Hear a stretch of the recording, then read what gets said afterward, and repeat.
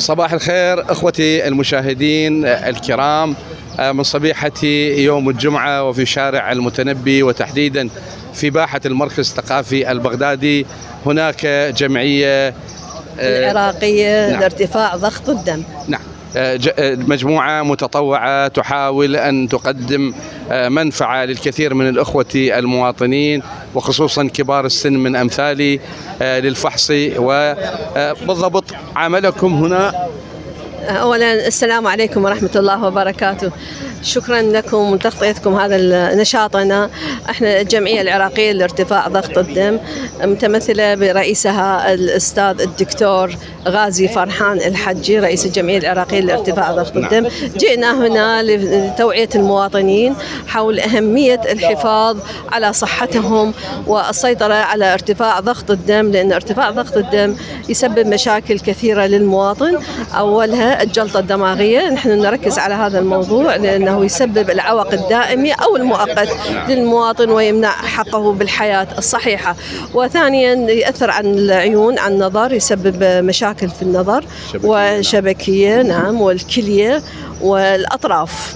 فضغط الدم يؤدي إلى ارتفاع ضغط الدم، يؤدي إلى تلف جدران الأوعية الدموية، وبالتالي يسبب آلام شديدة بالأرجل، ويؤدي هذا إلى عرقلة حركة المواطن ويسبب له مشاكل كثيرة. فهذا كله يمكن تجنبه باستخدام العلاج الصحيح والحياة الصحيحة اللي متضمنة نقصد بها هي الغذاء المتوازن، إنه إحنا نأكل كل شيء لكن بتوازن، وأهم شيء تقليل ملح الطعام وكثر من شرب الماء والنوم المبكر والاستيقاظ المبكر، هذه أولوية. الدهون طبعا تكون نسبتها 10% فقط من الغذاء المواطن. والنوم مبكر والاستيقاظ مبكر نقصد به النوم الساعة 10 مساء والاستيقاظ في 6 صباحا، وتعرض لإشعة الشمس يوميا 20 دقيقة أو 10 دقائق، بس الشمس الباردة وليست الحارة، وشرب الماء والابتعاد عن التدخين والنرجيلة بالذات. وكذلك الفتيات احنا نطلب منهم، من بناتنا الشابات الجميلات، الابتعاد عن التدخين. التدخين مضر جدا ويسيء إلى جمالها، إلى جمال بنتنا. نحن نريد منها أن تمتنع وتبتعد. التدخين والنرجيلة ليست من عادات شعبنا وليست من عاداتنا.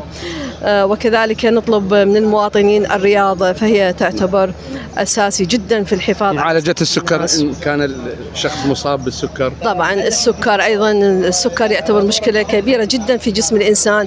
مشكلة السكري أنه يصيب كل أوعية الدم في جسم الإنسان جميعه، ولهذا راح يأثر على كل أجهزة الجسم، من العيون، من الدماغ، من الذاكرة، من الكلى، من الأطراف.